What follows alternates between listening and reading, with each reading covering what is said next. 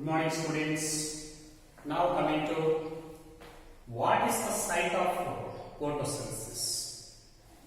Which part of the plant body can maintain photosynthesis in the plants?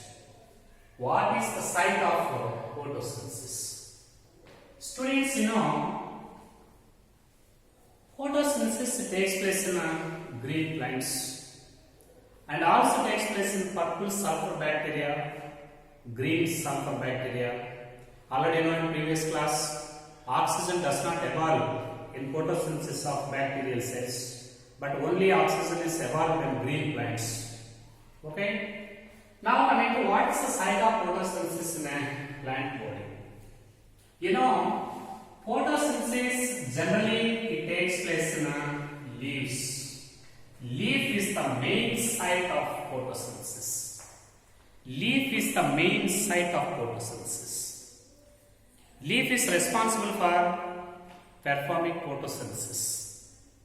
In addition with these leaves, remaining green parts of the plant body also maintain photosynthesis. So, main site of photosynthesis in plant body is leaf.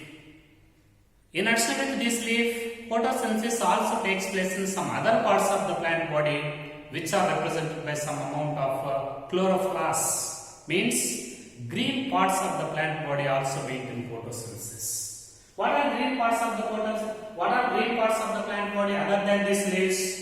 Green parts of photosynthesis. One takes place in stipules. Okay, takes place in stipules and also takes place in sepals. Also takes place in young fruits and young branches and young stems, etc. In all these parts, photosynthesis takes place in all these parts because they are also a type of green parts of the plant body. Even though photosynthesis it takes place in this type of plant body, at the same time, the main site of the photosynthesis is leaf, is the main site. In addition with this, other green parts of the plant body like sepals and stipules, young fruits, branches and young stems also maintain photosynthesis. One of the major cell organelle, chloroplast is the main. Chloroplast is responsible for photosynthesis. So, the main cell organelle responsible for this photosynthesis in plant body is chloroplast. Chloroplast means a type of plastids. Plastids are present only in green plants. These green colored plastids are called chloroplasts. These chloroplasts, they are present in the leaf mesophyll. Leaf mesophyll, the soft parenchyma present in leaf is called mesophyll. This is mesophyll. So, for example, this is mesophyll cell. These mesophyll cells, they contain a large number of chloroplasts. Number of chloroplasts, they are present just nearer to the walls. For example, this is the mesophyll cell. Here, this is chloroplast and this is chloroplast. In this way, many chloroplasts, they are present parallel to the cells. Many chloroplasts are present parallel to the walls of the cells. They are arranged parallel to the walls of cells, not perpendicular to the walls of cells. Students, why these chloroplasts are arranged parallel to the walls, not perpendicular in a direction? For example, this is the cell wall. They are arranged parallelly, and this is arranged horizontally, means perpendicular.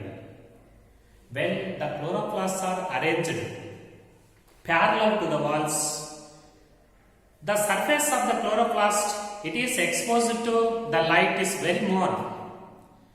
For example, when these chloroplasts are arranged perpendicular to the walls, their surfaces to absorb the light energy is very low. To absorb the large quantity of light from atmosphere, to expose their surfaces, large surfaces to this external light, always these chloroplasts are arranged parallel to the walls inside these mesophyll cells, not perpendicular to the cell surfaces. That is the importance of the arrangement of chloroplasts inside the cell. If the chloroplasts arranged parallel to the walls of the mesophyll, can absorb the large quantity of sunlight by exposing the large surface of the chloroplast. That is the arrangement. Anyhow, chloroplast is the responsible cell organelle for photosynthesis, and mesophyll is the chief photosynthetic tissue in leaf. This mesophyll means the parenchyma present in leaves with abundant chloroplasts is called mesophyll. Inside this mesophyll, number of chloroplasts are arranged parallel to the walls of the cells, not perpendicular. To absorb the large quantity of sunlight, the surfaces they are exposed to the sunlight. To expose the large surface area to the sunlight, they are arranged parallel to the walls. Similarly, these type of chloroplasts, the structure of chloroplasts in first syllabus, the cell unit of life. Okay, this chloroplast is represented by two membrane bound structure, double membrane bound structure. Every chloroplast is a double membrane bound structure. Okay, it is represented by outer membrane. Every chloroplast is enclosed by an envelope. Such envelope is also differentiated into outer membrane and inner membrane. Outer and inner membrane. The empty space present between these two layers in this envelope, outer and inner members, they are separated by very narrow empty space in between them. Such empty space is called a periplastidial space. Periplastidial space. Periplastidial space is there. So, this is the structure of chloroplast. Every chloroplast is surrounded by double membrane bound envelope. Such envelope is also differentiated into outer membrane or layer and inner layer. Both outer and inner layers, they are separated by a narrow empty space in between them. Such narrow empty space present between them is called periplastidial space. Periplastidial space. So, this membrane bond, it encloses the space of chloroplast is called stroma. Okay, the space present inside this membrane, the entire structure, it is called stroma. This is the stroma. Okay, this stroma is represented by number of membrane bound structures. Entire stroma of chloroplast is represented by many membrane bound sac-like structures. Like this, these are membrane bound sac-like structures. Okay, they are membrane bound sac-like structures. The membrane bound sac-like structures that run parallelly from one pole to the next continuously. Such membrane bound sac-like structures are called thylakoids. They are called thylakoids. Okay? Some of the thylakoids, they are individual. Some of the thylakoids may be individual. And some of the thylakoids, they are arranged into groups. Okay, for example, all of them thylakoids. For example, this thylakoid is individual thylakoid, but this is the group of thylakoids in certain locations inside the stroma of chloroplast. many individual thylakoids may be present inside the stroma. But in certain locations of the stroma, many thylakoids are arranged one above the another, leading to the formation of the stalks of thylakoids, leading to the formation of a group of thylakoids, just like the collections of coins. Such a group of thylakoids may be present in certain locations. If the thylakoids are present individually, they are called stroma thylakoids. They are called stroma thylakoids. If the thylakoids are present individually, they are called stroma thylakoids. For example, this is a stroma thylakoid. Okay, this is individual stroma thylakoid. Okay, so these thylakoids may be present individually. They are called stroma thylakoids. But in certain locations, these thylakoids are arranged into the collections of. It appears like the collections of coins. It appears like a group. Such a group of thylakoids is called grana. Group is called grana. And each thylakoid present in this group, thylakoid in grana, are called grana thylakoids. Grana thylakoids. So, stroma thylakoids means individual thylakoids present inside the stroma. And grana thylakoids means the thylakoids which are arranged into the groups. Such thylakoids are called grana.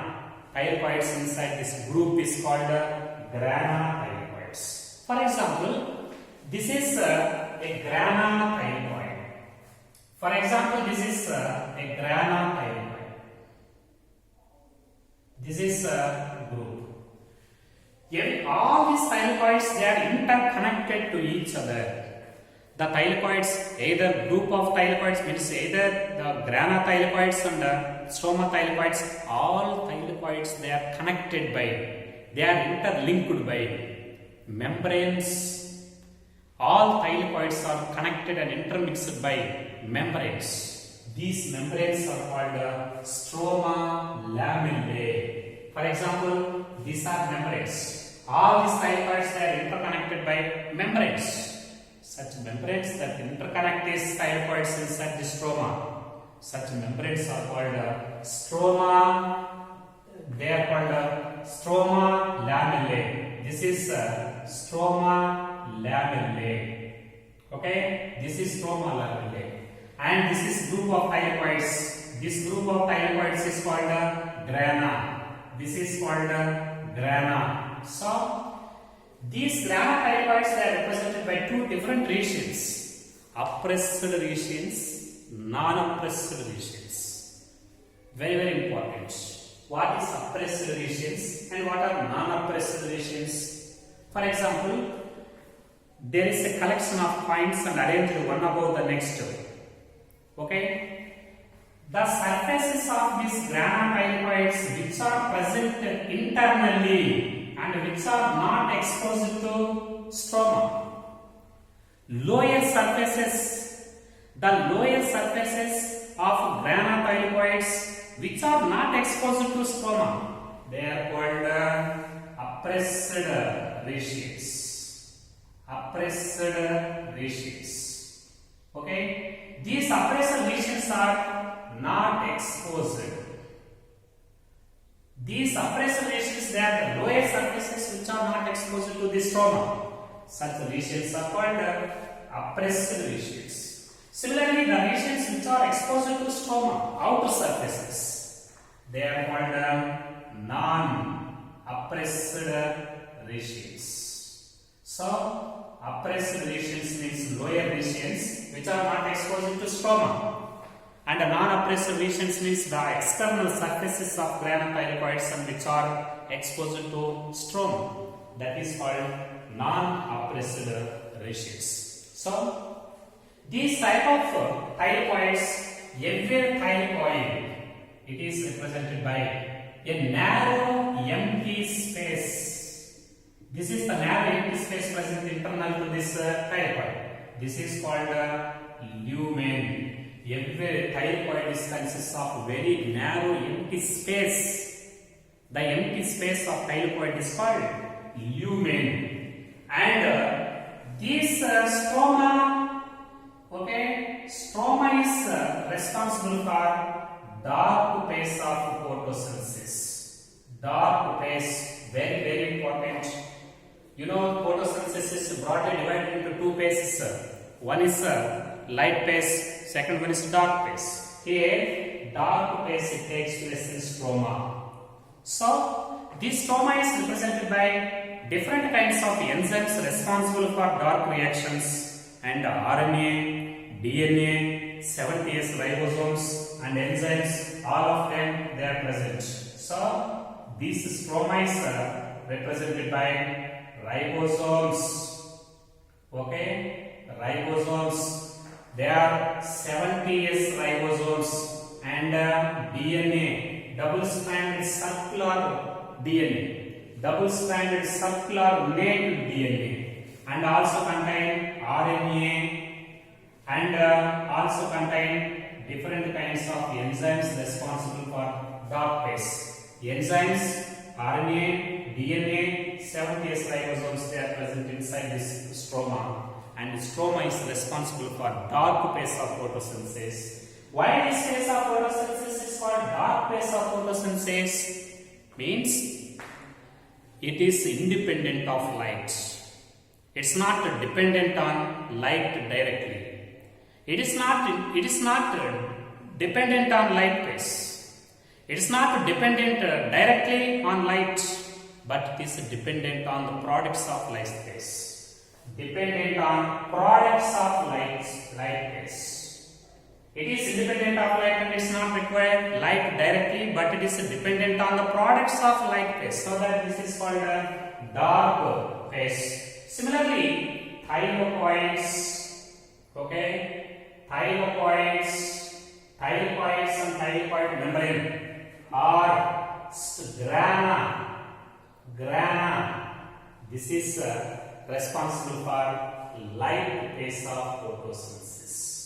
It is responsible for light phase of photosynthesis. In which part of the chloroplast light and dark phases takes place? Dark phase takes place in stroma, and light phase takes place in the thylakoids or grana thylakoids. So this light phase, this grana is represented by different kinds of photosynthetic pigments, and all pigments they are responsible for trapping light energy. These pigments, all pigments are present inside these thylakoids, and these pigments they are responsible for absorption of light energy, sunlight. Then this light energy is converted into chemical energy. Light energy is converted into chemical energy. That is in the form of adenosine nicotinamide adenine dinucleotide phosphate and ATP. This is energy. Such energy, the chemical energy which is formed from light energy during the photosynthetic process, that is in light phase. Radiant energy is converted into chemical energy in the form of ATP and NADH. Such a chemical energy is called. Okay, this is energy, chemical energy. Okay, these type of chemical energy, actually these pigments absorb light energy. Now this light energy is converted into chemical energy, that is in the form of NADP and ATP. Okay, so this light reaction takes place in thylakoids. At the same time, these contain 70S ribosomes, okay, and RNA, DNA, due to presence of double-stranded naked circular DNA in the stroma of chloroplast. Chloroplast is also called. This chloroplast is also called cell within the cell. This chloroplast is called cell within the cell. The prokaryotic cell within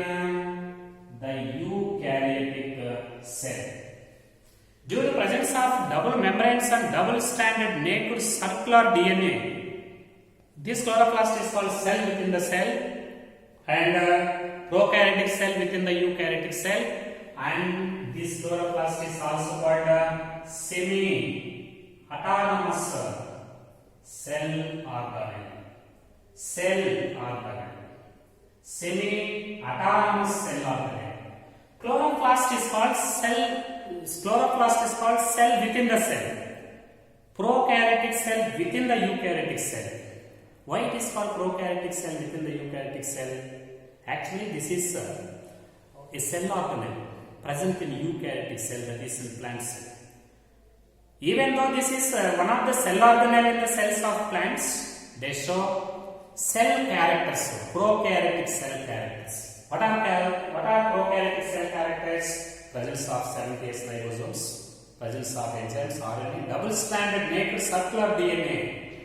These characters are prokaryotic cell characters, so that this is called cell within the cell, prokaryotic cell within the eukaryotic cell.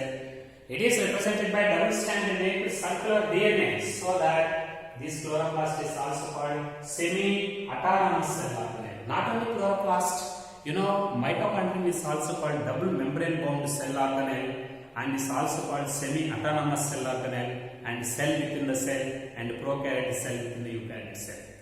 Mention the names of two cell organelles which are double membrane bound and within the cell within the cell. One is chloroplast, second one is mitochondria. Both cell organelles, they contain double-stranded naked circular DNA, so that they are semi-autonomous cell organelles in the plant.